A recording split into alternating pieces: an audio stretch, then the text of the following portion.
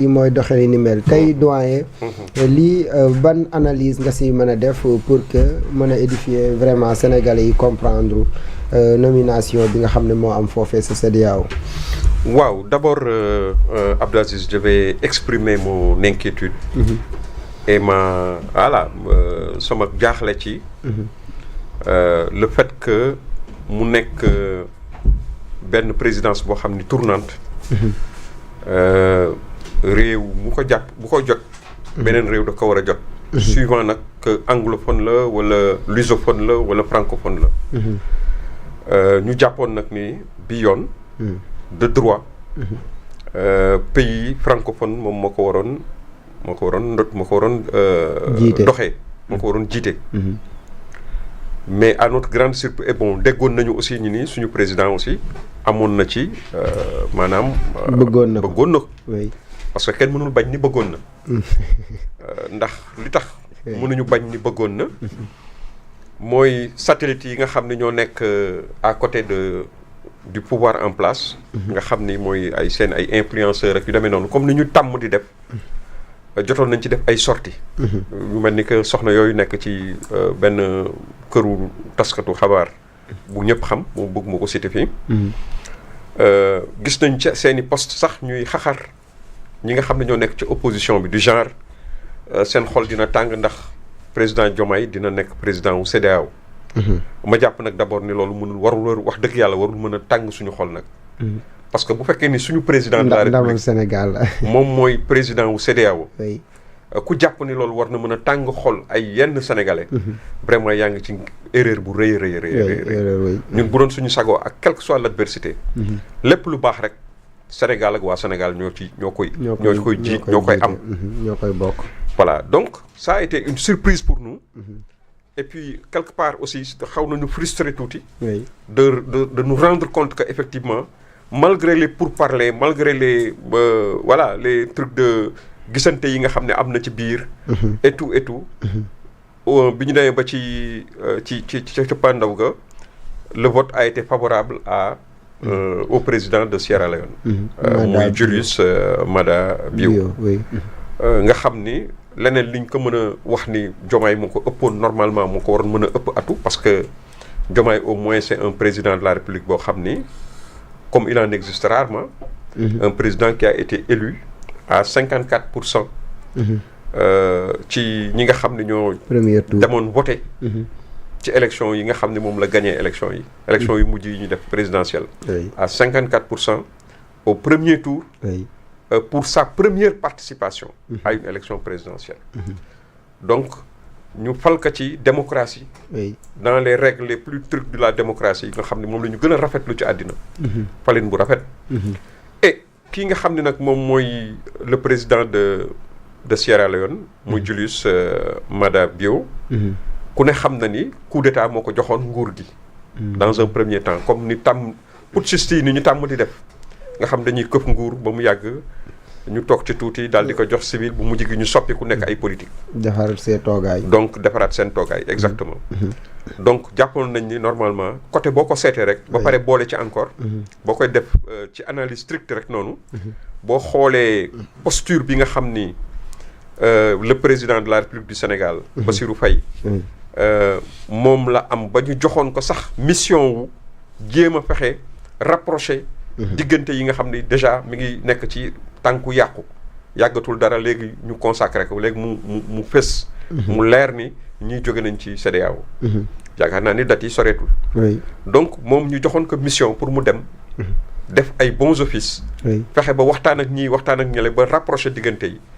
donc bu ñu ñëwee tey jàpp nañ ni bokkoon na ci loo xam ne xëy na mooy ëpp atu pour mën a rattaxal diggante yi ba ñi nga xam ne dañoo defoon scission ba taxawal seen AES boobu ñu bàyyi loolu ñu doon def dellu si parce que tamit lu tolloog fukki état ak juróom ci Afrique soowu jant ànd ci benn kuréel nga xam ni moo koy dooleel te ñu wax ni booloo mooy doole ñu nekk ci eeru intégration eeru booloo communauté yi di nekk benn parce que loolu moom mooy lu ñoŋ loolu mooy dem mooy voilà donc ñu gis loolu am. donc jàppoon nañ ni sincèrement suñu président day jàll. mais loolu nag. ay doguma la mais pour yow lan moo doxul ndax kuréel gi moom mooy doxe noonu ba moom président de la république Diomaye mënul jiite kuréel gi ni mel wala jafe-jafe yi fii si Sénégal moom moo tax mënul nekk président. waaw gis nga xam naa ni ci jàngat ci loolu nga jëm question boobu xamoon naa ni mooy ñëw. man dama jàpp rek ni comme ni ma ko doon waxee temps yi yëpp ni ma koy waxee ma ni le problème à partir duquel prolifèrent tous les autres problèmes du Sénégal mi ngi tukkee ci maanaam Ousmane Sonko attitude am. ca bi ñuy doog a jël nguur gi. gis nga attitude boobu. dafay am jeexital ci wàllu wu ne. sur le plan diplomatique sur le plan financier ci lu ne. nit ñi considération bi ñuy am ci Sénégal. dafa déprécié wu dafa yàqu. te loolu yëpp li ko yàq mooy erreur boobu moom moo ko yàq. c'est une grosse erreur qu'il a fait. parce que jàpp naa ni. su fekkoon ni rek dafa nekk en temps de paix même bu ñu nekkee ay gan amuñu expérience et tout am na quand même Sénégal am na way wu tax képp ku fi mës a nekk ku fi mën a ñëw rek way woowu war na laa topp normalement ba nga xam ni fa ñu nekkoon démb ak bërki démb même su wàññeekoo tuuti sax dana am lu des lu dëgër lu nga xam ne dana ci des. Merci beaucoup. Mais on se rend compte que aujourd'hui les tâtonnements les erreurs diplomatiques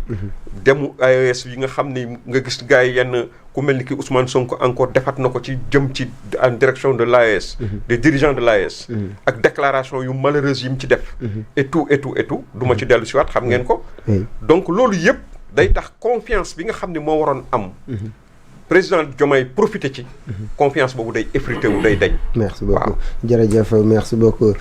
doyen yaa ngi ñuy soog a dab si plateau bi merci beaucoup si wuy si bi nuyu la bàyyi la nga nuyoo ak téléspectateurs yi. sant bu baax a baax maa ngi leen di remercier fi may jógee dafa sori. tout à fait comprendre 40 kilomètres pour arriver ici. oui. donc di ñaan yàlla lépp luñ fi taataan. mu jëriñ askan wi au passage di nuyu ñi nga xam ne ñoom laa bokkal plateau yi. Moustapha.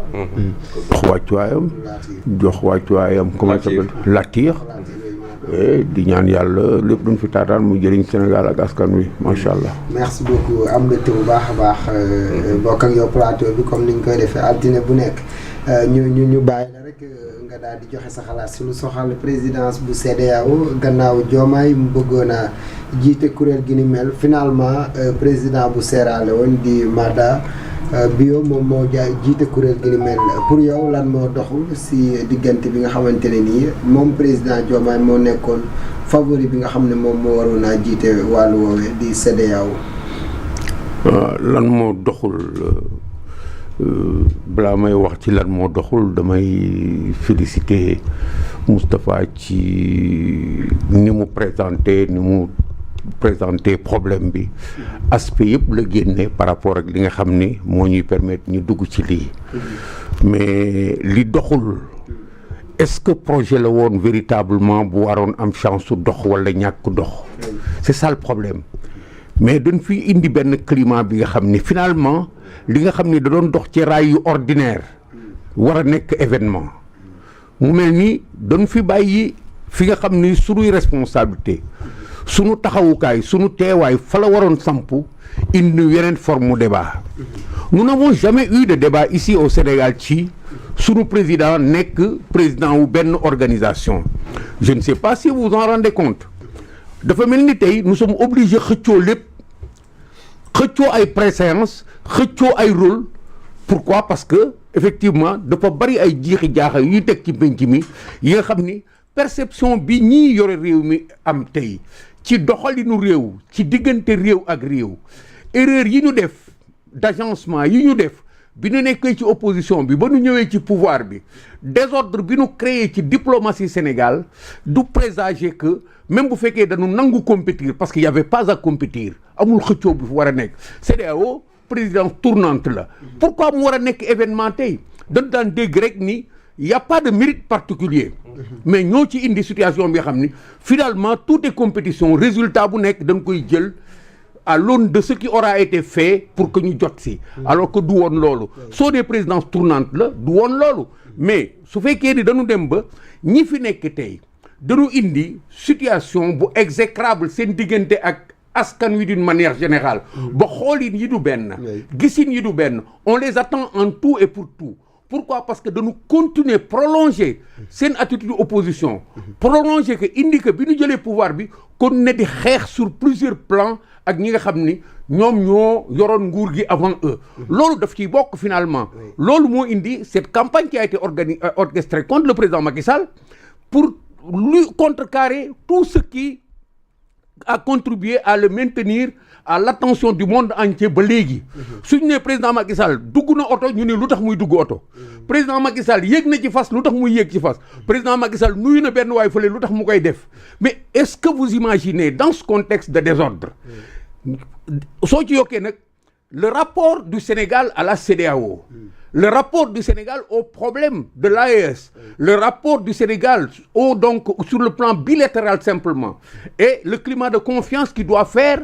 présider à la situation normale, c'est-à-dire faire de sorte que objection bu négative du am tuuram la wala du tuuram événement yi indi Sénégal nekk foofu c'est à l'intérieur de la CEDEAO que ça se passe waroon na fa mën a dérouler sans que nit ñi gis attention dañuy jékki-jékki rek daal ni à l'issue de cette rencontre là le président du Sénégal prend tour de diriger de la CEDEAO pour la période allant de tel à tel loolu moo mës a am ci histoire mais nous maintenant si on s'emprisonne là-dedans c'est que nous ne sommes pas des observateurs vigilants lii warul woon am warul woon nekk ba ñu ñuy laaj leen loo ci xalaat pour mu nekk mais lu warul nekk lan laa ciy xalaat pour mu nekk c'est une situation qui a été sabotée en long et en large par des gens qui ne savent pas où mettre les pieds nanu bàyyi réew mi mu delluwaat fi mu nekkoon ci diggante réew yi ak réew yi ba sunu président lu muy xëcc mu war a nekk sunu ndam mu mën ko xëccu jot si même bu fekkee ni xëccu amul fii bon Dieu de bon sang il y a rien il y a pas de compétition ici dans cette situation-là et consorts sauf que il fallait coûte que coûte créer un moment de performance positive pour l'équipe qui est là et qui confond deux choses le semblant et le factuel c'est-à-dire tapalaatu mu nuru ko ak jëf ji nga xam ne da nga ciy teg sa loxo duut sa baaraam mu doon loolu dafa bokkut et le Sénégal depuis 1 an et quelques est dirigé dans du semblant xool leen le voyage du Premier ministre aujourd'hui mu ngi fële comment dirais-je encore